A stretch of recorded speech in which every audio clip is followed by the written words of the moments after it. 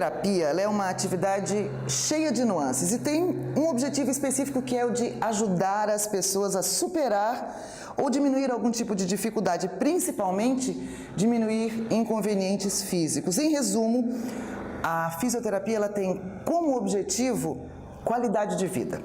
Para saber um pouquinho mais sobre essa atividade, no programa Saúde em Destaque, que está começando hoje, nós vamos conversar com a fisioterapeuta Vanessa Tiskoski. Olá, Vanessa, tudo bem? Olha, muitas pessoas se perguntam, e eu queria que você explicasse. A gente imagina que um fisioterapeuta, ele vai cuidar dos meus ossos depois de algum trauma, mas é muito mais do que isso, não é isso, doutora? Sim.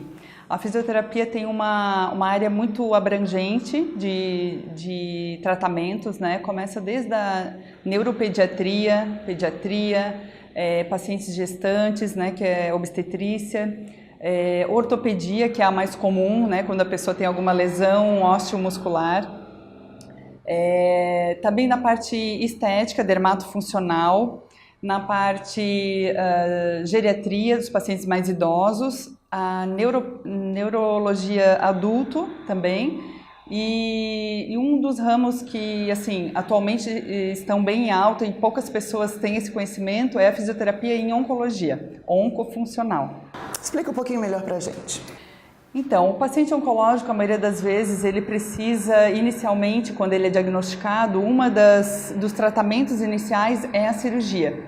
E a fisioterapia entra antes da cirurgia. O ideal, o padrão ouro de atendimento seria uma avaliação pré-operatória para o paciente ser esclarecido do todo o processo que ele vai passar, as orientações do que ele pode e não pode fazer depois da cirurgia.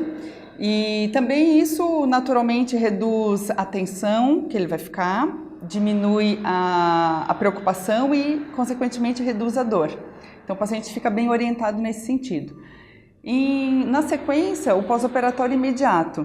Então, em várias áreas da oncologia, que ele pode ser operado, por exemplo, cabeça e pescoço, que são os cânceres de tireoide, de boca, os cânceres de mama, os cânceres de pele, né, que muitas vezes com a retirada dos linfonodos, né, se estão comprometidos com a doença ou não, tendem a dar um problema de retenção líquida que se chama linfedema. Então isso pode acontecer também no câncer de mama ou no câncer de ovário, inchando as pernas. No câncer de gastrointestinal, por exemplo, câncer de intestino ou câncer de esôfago. O tratamento pode ser no hospital ou no segmento no consultório ou a domicílio. E também os cânceres como a leucemia, né, que fazem muitas vezes transplante de medula óssea, né? Então o paciente fica internado, precisa de fisioterapia cardiorrespiratória, motora, para seguir fazendo as atividades de vida diária o mais normal possível, né? Reduzindo as complicações, reduzindo as dores. A fisioterapia tem muitos recursos, né, de redução de dor, desse apoio também um pouco psicológico, né, por estar quase diariamente com o paciente. Isso auxilia muito no acolhimento, na diminuição da angústia dos familiares, né, que estão sempre com um profissional da área da saúde em contato, trocando ideias, tirando dúvidas. Isso ajuda muito no processo de recuperação também. Você falou em recursos, que recursos seriam esses que podem ser utilizados nesses tratamentos? Então, os recursos mais utilizados no paciente oncológico, né, são as terapias antiálgicas, né, o TNS, que é um estimulador para reduzir a dor.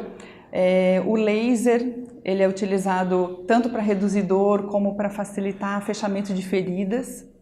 É um potente recurso.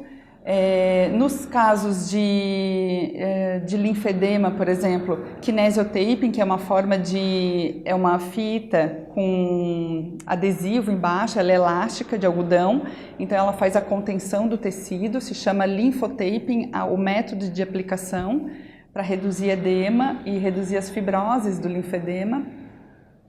A drenagem linfática manual é um tipo de massagem bem suave que inicia no pós-operatório imediato dessas pacientes, então reduzindo o volume, né, o inchaço do braço ou do membro onde está edemaciado, inchado, reduz a fibrose, esse endurecimento do tecido, dá a sensação de bem-estar, relaxa. A terapia física descongestiva, que é um padrão ouro de tratamento do linfedema, né, que é esse braço ou a perna mais avolumado. É um enfaixamento de multicamadas, é todo um processo de faixas, né? É um cuidado com a pele, primeiramente, né? Para não ter nenhum tipo de lesão, hidratação da pele, o enfaixamento compressivo com multicamadas de tecido e exercícios, para que essa contenção auxilie na redução do volume. Doutora, você falou em drenagem linfática. É um método utilizado para tudo, para emagrecimento, para redução de medidas, mas esse não pode ser um procedimento feito por qualquer pessoa, não é verdade? O fisioterapeuta é o profissional capacitado, né, para fazer o atendimento desse paciente, porque a partir do momento que o paciente tem uma alteração, esse tratamento tem que ser muito específico, tem que ter muito cuidado, porque imagina, uma retirada de linfonodos de uma região da axila, ele tem outro tipo de caminho agora para seguir, é diferenciado, não é uma drenagem linfática comum, né? Então tem que ter bastante cuidado, procurar um fisioterapeuta que seja especialista, que seja capacitado para fazer esse tipo de tratamento, para não agravar o quadro. Que a gente vê muito por aí, pessoas que não têm essa capacitação e dificultam depois o tratamento para a gente. Que tipo de risco esse paciente sofre fazendo uma drenagem linfática com um profissional não habilitado? Um profissional não habilitado, por exemplo, que vê um paciente com uma infecção e faz uma drenagem linfática, pode dificultar e aumentar essa infecção, pode dificultar ou não fazer resultado, não ter resultado essa drenagem linfática, né? E nos casos específicos de linfedema, assim, o paciente gasta o dinheiro, gasta o tempo e não tem um tratamento eficiente. Então, muitas vezes as pessoas ficam desanimadas porque acham que aquele tratamento, que aquele problema crônico não tem tratamento. E é mentira. Existe tratamento e, além da drenagem, né, e depois desse enfaixamento compressivo, o ideal é o uso de vestimentas específicas, né? Braçadeira de compressão ou um outro tipo de braçadeira que é de um material pouco elástico para conter esse tecido e o paciente ter mais independência depois do tratamento da fisioterapia. Doutora, a fisioterapia na oncologia é uma especialidade nova? Sim, é algo novo. E que as pessoas acabam desconhecendo essa área, né? E acabam então não procurando por não conhecer. Então é muito importante que o paciente, logo que ele tenha o diagnóstico, que ele esteja com o médico dele, começando o tratamento, que ele procure um fisioterapeuta especialista, porque tem muitos recursos para amenizar as complicações, para aliviar a dor, para que o paciente tenha uma volta para a vida diária o mais rápido possível. Né? Esse suporte é muito importante. Os principais benefícios seriam a dor e a reabilitação mais rápida. Sim. E a atividade de, né, voltar, por exemplo, uma mulher que faz uma reconstrução, uma adenomastectomia com reconstrução com prótese. Perto de 30 dias, ela já tem que estar voltando para a atividade da casa dela, né? Por exemplo, esticar uma roupa, voltar para as atividades no trabalho, dirigir. Então, a fisioterapia, nesses 30 dias, tem o objetivo de reabilitar ela para que ela volte para essa atividade.